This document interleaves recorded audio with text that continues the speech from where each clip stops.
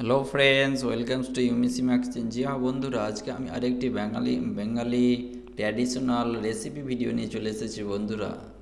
আজকে আমরা তৈরি করে দেখাবো বড়ি।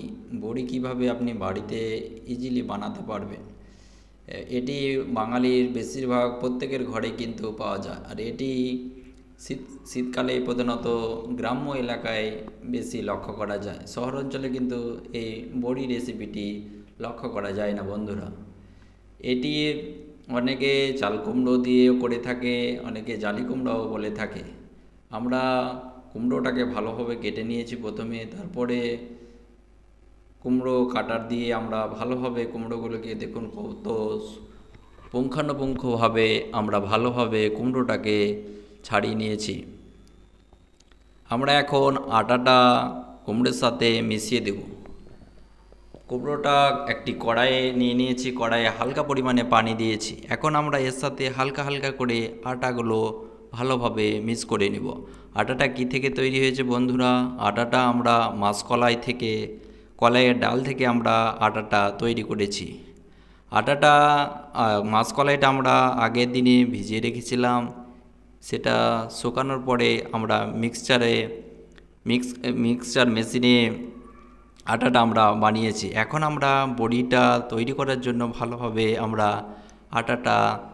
আটার সাথে কুমড়োগুলো মিক্স করে নিচ্ছি।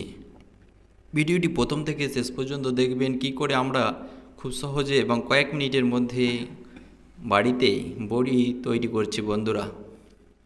আমাদের চ্যানেলে যদি নতুন হয়ে থাকেন, চ্যানেলটি অবশ্যই সাবস্ক্রাইব করবেন এবং নতুন নতুন এইরকম রেসিপি আপনাদের যাতে দিতে পারি উপহার, এর জন্য আমরা ট্রাই করব। জি হ্যাঁ বন্ধুরা, দেখুন খুব সহজে আমরা কি করে আটাগুলোর সাথে কুমড়োটা মিক্স করে নিচ্ছি। এই যে বীজগুলো দেখতে পাচ্ছেন, এগুলো কিন্তু সম্পূর্ণ কুমড়োর ভিতরে ছিল। কুমড়োটা কাটার পরে কিন্তু আমরা এই বীজগুলো কুমড়ো থেকে আলাদা করে নিয়েছি। কুমড়োর মধ্যে এই বীজগুলো রাখলে কিন্তু বড়িটা ফেটে যায়, যখন বড়িটা দেওয়ার সময় কিন্তু ফেটে যায়।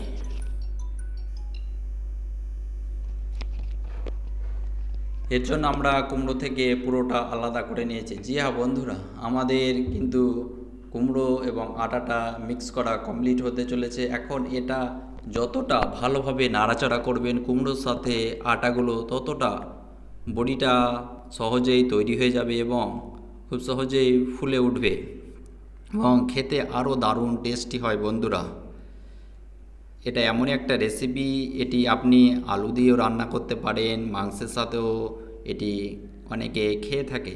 আপনারা কিভাবে খান এই বড়িগুলো অবশ্যই কমেন্ট বক্সে জানাবেন এবং বড়ি নিয়ে আমরা আরও রেসিপি নিয়ে আসবো, সুতরাং আমাদের চ্যানেলে অবশ্যই যুক্ত থাকবেন। আমরা একসাথে আটাগুলো এখন ভালোভাবে মিশিয়ে নিচ্ছি কুমড়োর সাথে। যত ভালোভাবে আটাগুলো হাতে নাড়াচাড়া করবেন, ভালোভাবে মিশিয়ে নেবেন, যতটা হয় ভালোভাবে সফট করবেন আটাটাকে, তাহলে খুব সহজে বড়ি দেওয়ার সময় কোনো প্রবলেম হবে না। বড়ি দিতে খুব সহজে হাত থেকে ইজিলি বার হয়ে যাবে। আটাটা হোয়াইট কালার যতক্ষণ না হবে না, ততক্ষণ না কিন্তু বড়িটা দেবেন না। আমাদের হোয়াইট কালার আসতে চলেছে বন্ধুরা, দেখুন খুব সহজে এবং কয়েক মিনিটে আমাদের এই আটাটা তৈরি হয়ে গেল বন্ধুরা। দেখুন হাত দিয়ে ভালোভাবে এইভাবে নাড়াচাড়া করবেন, ভিজে নেবেন। যতটা ভালোভাবে মিশবেন তত আপনার বড়িটা খুব সহজে তৈরি হবে। এবং এটা আটাটা তৈরি হয়েছে কি না কী করে বুঝবেন, সেটাও কিন্তু আপনারা দেখতে পাবেন আমাদের এই ভিডিওতে। কি করে চেক করবেন কি আপনার বড়িটা প্রিপেয়ার হয়ে গেছে, এখন দেওয়া যাবে কি না, সেগুলো আপনাদের দেখাবো। দেখুন বন্ধুরা, আমাদের আটাটা কিন্তু তৈরি হতে চলেছে।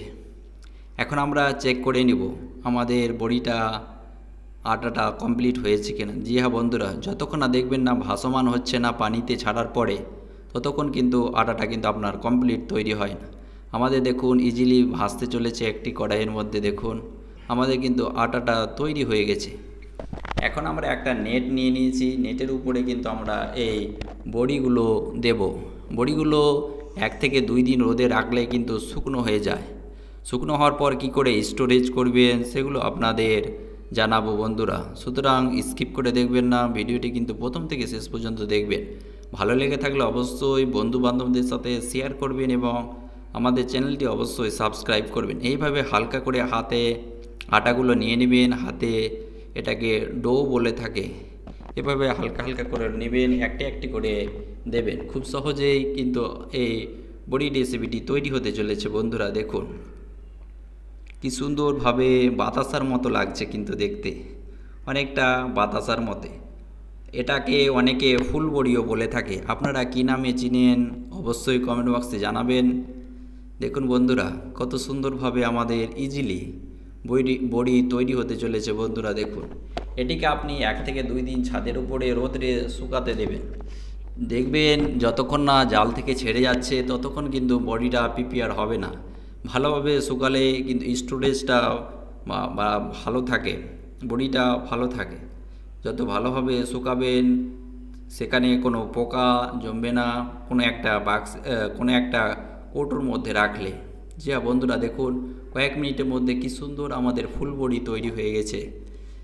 জি হ্যাঁ বন্ধুরা, এই ভিডিওটি আপনাদের কেমন লেগেছে অবশ্যই কমেন্ট বক্সে জানাবেন এবং আরও নতুন নতুন বড়ির রেসিপি ভিডিও দেখতে পাবেন আমাদের চ্যানেলে। থ্যাংক ইউ বন্ধুরা, দেখা হবে নেক্সট ভিডিওতে।